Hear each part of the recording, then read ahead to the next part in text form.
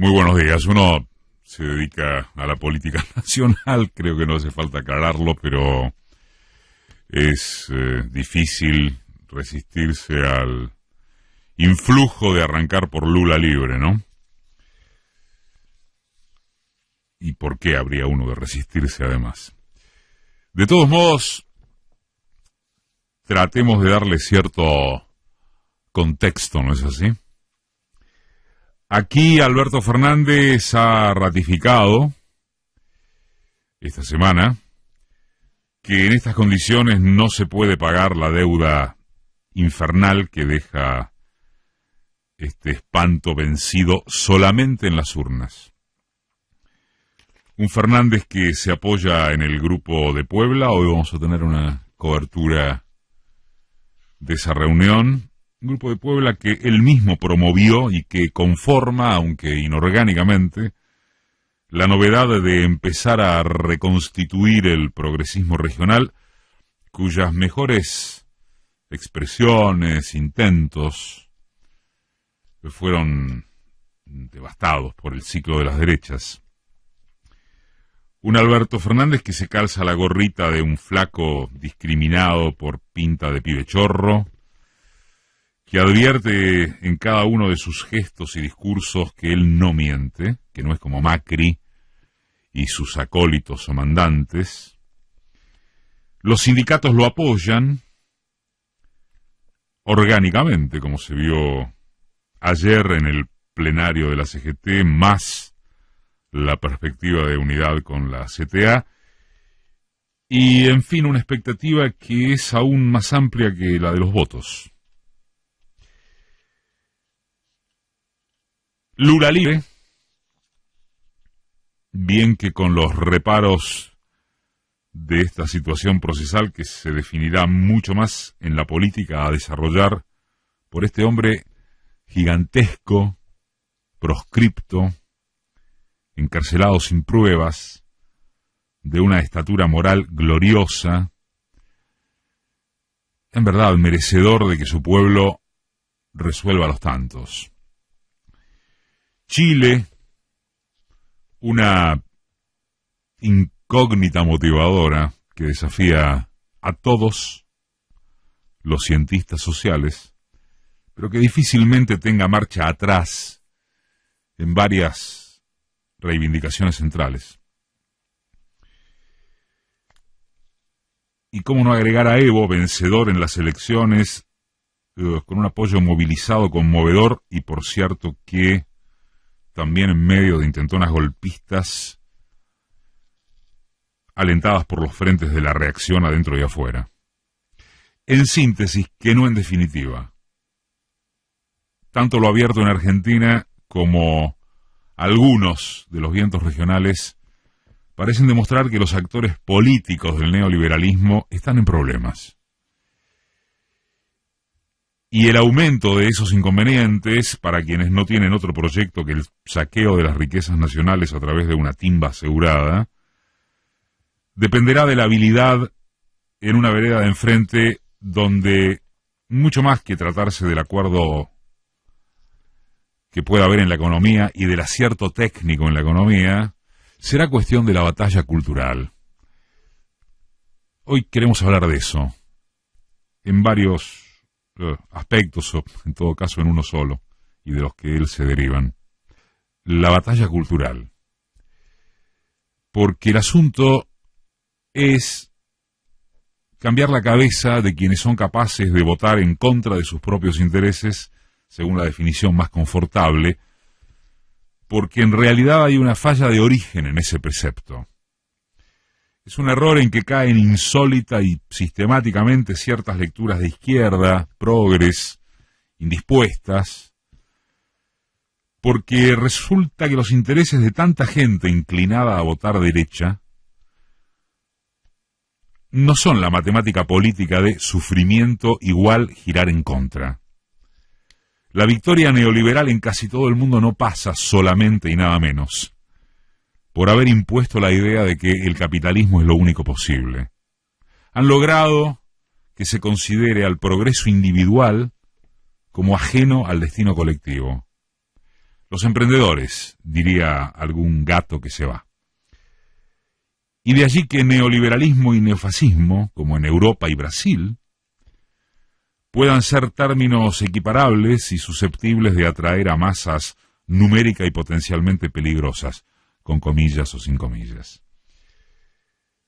La pretensión de salvarse de manera solitaria, endógena, con forma de odio al inmigrante, a la negrada que cobra planes, a la acción contra los populistas que atentarán contra el republicanismo blanco, es el síntoma expuesto de que intereses y necesidades populares no van necesariamente de la mano. El neoliberalismo ha capturado una mentalidad que está más allá de las urnas. Macri fue derrotado en ellas por alguna conciencia masiva en torno de que el individualismo no conduce a otra parte que la frustración social. ¿O acaso fue víctima de amplias franjas de clases medias y bajas, ante las que no pudo sustanciar que uno puede salvarse solo, pero sin que ese aspecto haya sido verdaderamente derrotado?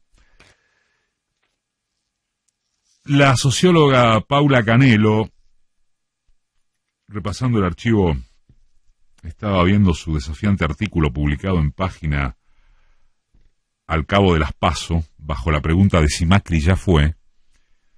Decía al respecto que gran parte de la derrota de Cambiemos se explica porque fracasó como garante de esa sociedad aspiracional que él mismo, Macri, el macrismo, promovieron hasta el hartazgo. ¿Por qué? Bueno, porque su impericia económica y su pérdida de autoridad política fueron vistas por vastos sectores de nuestra sociedad como una prueba de que ya no era un facilitador de la aspiración, un eficaz erradicador de obstáculos, sino un obstáculo más. Y si es así, es que gran parte del sentido común de la sociedad aspiracional sigue en pie. Y agregaba que es posible estar seguros de que algunas cosas no pasaron, y evitar así algunos errores políticos. Por ejemplo, el de creer que si Macri ya fue, la sociedad que hizo posible a Macri también. No.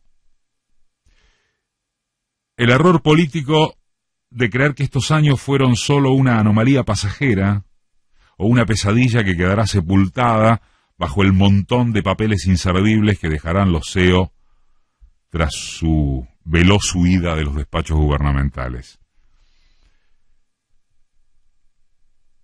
O el de confiar en que la victoria electoral del Frente de Todos es consecuencia de un triunfo cultural sobre ese sentido común conservador que construyó la sociedad desigual de Cambiemos. El error de creer que de individualista se habría tornado sin más en solidaria, que de excluyente se habría tornado de golpe en integrador. Si así fuese, ¿de dónde salió un 40% de los votos a favor de Macri y de lo que Macri representa? Bueno, la batalla cultural sobre el sentido común que hizo posible Cambiemos está pendiente. Esto dice Canelo y uno está de acuerdo en gran parte. Transformarlo, permearlo, darle nuevo contenido al sentido común será una de las tareas más importantes del gobierno que viene, porque sólo de esa manera será posible, por ejemplo, legitimar y darle estabilidad a las políticas que busquen reparar el lazo social que se quebrantó en todos estos años. ¿Y cómo hacerlo?, preguntaba la socióloga en esa nota del 22 de septiembre. Primero, reconociendo que nuestra sociedad ya no es la que creíamos que era, y que luego de los años de Cambiemos se nos mostrará mucho más individualista y heterogénea. Segundo, preguntándonos y respondiéndonos por qué Cambiemos fue durante varios años tanto más eficiente que la oposición para reconocer y manejar el sentido común. Tercero, incorporando las demandas y creencias de ese sentido común conservador en una nueva narrativa. Un nuevo relato que sea alternativo, pero no antagónico, que les hable también a esos sectores que se sienten huérfanos de la política popular y progre. Es cierto que Macri ya fue, Macri se va, y Vidal también. Pero la sociedad que hizo posible a Cambiemos llegó para quedarse. Este último disparador, el de la sociedad que llegó para quedarse, merece algún reparo, pero solo en la medida de que, como decíamos hace algunas líneas, en el caso argentino se puede articular la gran potencia objetiva surgida en las votaciones, en las dos, en las primarias, que fueron la vuelta inicial, y en el 27 de octubre, que fue la radiografía más aproximada a lo real de esta sociedad. El escrutinio definitivo, controlado por unos y otros, dio la confirmación de que hay un brío, si no quieren llamarle brío, una tendencia anti, que en nuestra historia circular no se diferencia en prácticamente nada de lo provocado por el peronismo desde que surgió hace más de 70 años. Pero también hay esta buena noticia de que nada impide soñar con algo diferente, aunque no sea extraordinario, aunque no vaya a ser extraordinario. Ganó una fuerza de sentido inverso a esta horripilancia que gobierna, cuando, como agotarse de repetirlo, lo decíamos el sábado pasado, hace 2 años firmaba no perder por goleada y hace unos meses no tenía fórmula presidencial. La base es que no hay lugar para traicionar. So pena de que una frustración no sería meramente otra más. El escenario dramático y hasta trágico en que Macri deja el país se repite ya hasta un cansancio que justamente no debe cansar. Una cifra pavorosa de pobreza, el ahorcamiento de la deuda, los ingresos populares reducidos, la estructura productiva media máquina que no es cosa de apretar un botón y reanimarla, y el hambre, vaya. Ese factor que los kirchneristas introdujeron después de haber inventado también a los pobres, dijo en estos días el senador Pichetto. Podrá haber marchas y contramarchas, ensayos, algunas dubitaciones, sapos tradicionales, pero nunca traición en el rumbo redistributivo. Se está ante la inmensa posibilidad histórica de reconfigurar la economía gracias a un bloque social no homogéneo, pero sí conducible desde la política, porque la tierra rasa del macrismo deja espacio de aguante, creatividad y valentía. Deja lugar para que pueda haber otro nunca más.